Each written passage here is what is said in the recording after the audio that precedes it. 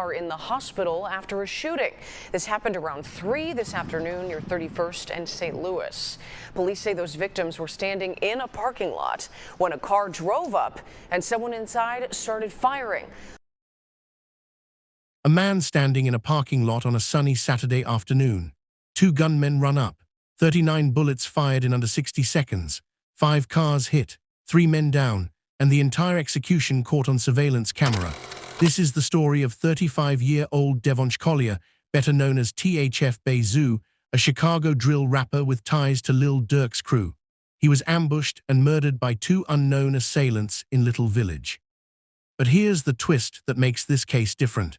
Bezu had beaten a murder charge, walked away from multiple gun cases, and survived the deadliest streets in America for over a decade. The streets claimed him anyway. What makes this worse than a typical gang shooting? Bezu knew death was coming. He'd been texting 21 Savage asking him to call. He never got that call. And 3 hours later, he was bleeding out in a parking lot with 39 shell casings scattered around his body. October 26, 2025, 3:00 p.m., the 3100 block of South St. Louis Avenue in Chicago's Little Village neighborhood.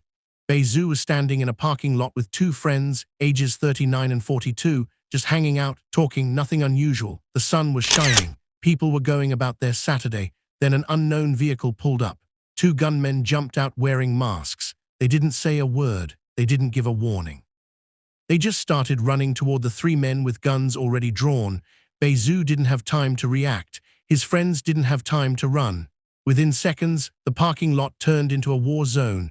20 rifle casings, 19 9 casings, the sound of gunfire echoing through the neighborhood. Witnesses scattered. Cars sped away. And when the smoke cleared, all 3 men were on the ground. But here's what doesn't add up. How did the shooters know exactly where Bezu would be at that exact time? This wasn't random. This was a setup. The question is, who lured him there? Before we go any further, if this case is gripping you the way it's gripping me, smash that like button, drop your theories in the comments, and subscribe because this story gets darker with every detail. Now let's get into what happened. Devonch Collier, 35 years old, born and raised on Chicago's South Side. To the world, he was THF Bezu, a drill rapper with a deep voice and raw lyrics about survival in the streets. He was part of the THF crew, which stands for Terror Hard Fellas, or 46, representing their territory around 46th Street. Bezu wasn't just making music. He was living the life he rapped about. He collaborated with some of the biggest names in Chicago drill. King Von, who was shot and killed in Atlanta in 2020. Lil Durk's OTF collective, Duty Low. His track, Sip Again, appeared on an OTF compilation album. He was the 4th person close to Lil Durk to be murdered in the last 10 years. But Bezu's street life started long before his rap career. In 2014, police arrested him at Lil Durk's home for the 2009 murder of 21-year-old Dominic Barnes. Prosecutors said Bezu walked up to Barnes during 4th of July weekend, asked about his gang, and shot him multiple times before robbing him. Multiple witnesses testified. But in December 2017, a jury found him not guilty. He walked free. He faced at least 2 other felony gun cases. Charges dropped. Not guilty. In 2022, another weapons charge. Bezu kept beating the system. But there's a saying in Chicago, you can beat the case, but you can't beat the streets. Bezu had been texting 21 Savage in the hours before his death, asking him to call. 21 Savage posted their text messages after Bezu died with a heartbroken caption. Bezu sensed something was wrong. He wanted to talk to someone he trusted. He never got that chance.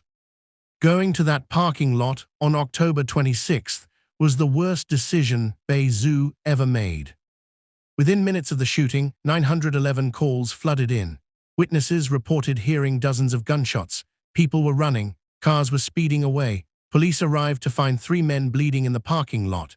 Paramedics rushed all 3 to Mount Sinai Hospital. The 2 friends, ages 39 and 42, were in serious condition but stable. Bezu was in critical condition. Multiple gunshot wounds to his torso. He was fighting for his life. For hours, his family waited. Friends posted on social media asking for prayers. The Chicago drill community held its breath. But early Sunday morning, October 27th, the news broke. Devonsh Collier was pronounced dead. The Chicago Police Department immediately launched a homicide investigation. Detectives canvassed the neighborhood. They recovered 20 rifle casings and 19 9 casings from the scene. 5 vehicles in the parking lot had bullet holes. Surveillance footage from nearby businesses captured the entire attack. 2 masked gunmen, a chase, gunfire, death. Police questioned witnesses, but no one was talking. In Chicago, snitches get stitches or worse. The code of silence runs deep. Detectives looked into Bezu's past, his gang affiliations, his music, his beef with rival crews. They analyzed his social media, his lyrics, his recent movements. Days turned into weeks. No arrests were made. The surveillance video showed the killers clearly, but their faces were covered. The getaway vehicle had no plates or they were obscured. The investigation stalled, and then the rumors started spreading online. Within hours of Bezu's death, social media exploded with theories. People on Twitter started pointing fingers.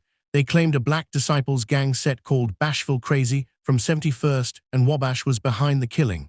According to the rumors, this was retaliation for the murder of someone named Man Man from their crew. And Man Man's death was supposedly payback for another killing, a gang member named THFTP. An endless cycle of revenge.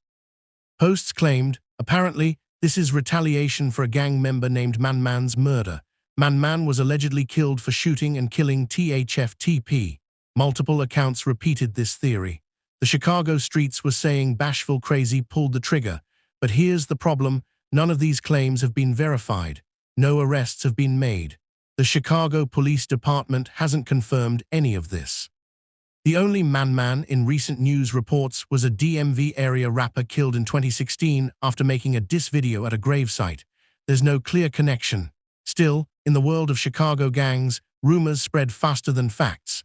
And sometimes, rumors get people killed. The breakthrough that police needed never came. The case went cold. The surveillance footage showed everything except the one thing that mattered, who the killers were. There was no trial, no arrests, no justice.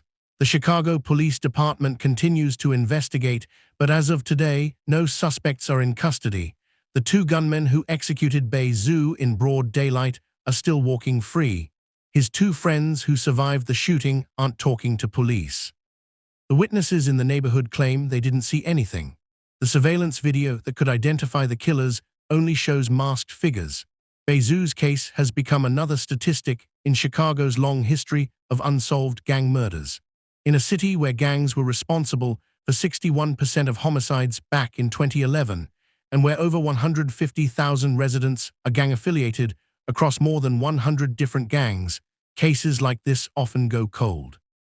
The irony is brutal. Bezu beat a murder charge in 2017. He walked out of that courtroom a free man when a jury said not guilty. He survived multiple arrests, multiple gun cases, multiple enemies, but in the end, he couldn't survive the same streets he rapped about. There will be no courtroom justice for Devonsh Collier. No jury will hear testimony about his murder. No judge will hand down a sentence. The only justice Bezu will get is street justice. And in Chicago, that means more bodies, more revenge, more mothers crying over caskets. Bezu's death sent shockwaves through the Chicago drill community. 21 Savage posted their final text messages on Instagram.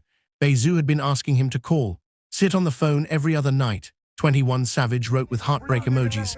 The guilt of not calling back was written all over that post. Lil Durk, who had lost King Von in 2020, lost another close associate. Bezu was the 4th person connected to Durk's OTF crew to be murdered in 10 years. The pattern was undeniable. The violence was spreading. Other Chicago rappers posted tributes. RIP messages flooded social media. But beneath the tributes was a darker reality. Nobody was surprised. In Chicago's drill scene, death is expected. It's part of the lifestyle. Rappers don't talk about if they'll die. They talk about when. Bezu's family was left to plan a funeral. His children lost their father. His mother lost her son, but there was no closure, no arrests, no answers. Just questions that will never be answered. Who set him up? Who pulled the trigger? Why that day? Why that parking lot? The community demanded justice, but justice doesn't come easy in Chicago, especially when the code of silence runs deeper than the wounds. Meanwhile, the 2 gunmen are still out there, maybe planning their next hit, maybe already dead themselves. In Chicago's gang wars, today's killer is tomorrow's victim. To understand Bezu's murder, you have to understand the Black Disciples. They're not just a gang. According to the Department of Justice, they're structured more like a religion than a corporate enterprise. The Black Disciples trace their roots back to 1958, when teenagers from Hyde Park, Inglewood, and Kenwood formed the Devil's Disciples. Their leader was David Barksdale, who became known as King David. In 1969, Barksdale merged with Larry Hoover's Gangster Disciples to create the Black Gangster Disciples Nation. But when Barksdale died from kidney failure in 1974, the alliance crumbled. Two separate gangs emerged, the Gangster Disciples and the Black Disciples. The Black Disciples gained national attention in 1994 when they executed an 11-year-old member named Robert "Yummy" Sandifer. Two teenage brothers were ordered to kill the boy because he'd become a liability. They lured him into an underpass and shot him twice in the back of the head. He was 11 years old. By the 1990s, the Black Disciples had grown to as many as 300 sets, each with 30 to 40 members. They had a permanent leadership structure: minister, assistant co-minister, and the Demetrius. They used hand signs and tattoos to show loyalty. Violence wasn't just external. It was internal discipline. If you violated the rules, your own gang would kill you. The psychology behind gang retaliation is simple: respect and fear. You kill one of ours, we kill one of yours. It doesn't matter if it takes months or years. The debt will be paid. And in Chicago's drill scene, rappers blur the line between art and reality. They diss dead rivals in their music. They name specific gang members. They claim bodies in their lyrics. The music isn't just entertainment. It's a target on their back. Bezu knew this. He lived this, and he died because of it. This case is still unsolved. If you have any information about the murder of Devonsh Collier, contact the Chicago Police Department. And if you want more deep dives into cases like this, make sure you're subscribed and hit that notification bell. Now let's talk about the unanswered questions. The biggest question haunting this case: how did the shooters know exactly where Bezu would be? This wasn't a random drive-by. This was a planned execution. Someone had to know his location. Someone had to tell them he'd be in that parking lot at 3 p.m. on that Saturday. Was it someone he trusted? Was his phone being tracked? Did someone set him up? The parking lot was in Little Village, not Bezu's home territory. What was he doing there? Who was he meeting? His two friends survived, but they're not talking to police. What do they know? Did they see it coming? Another mystery: the bashful, crazy rumors. If they really are behind the murder, why hasn't anyone been arrested?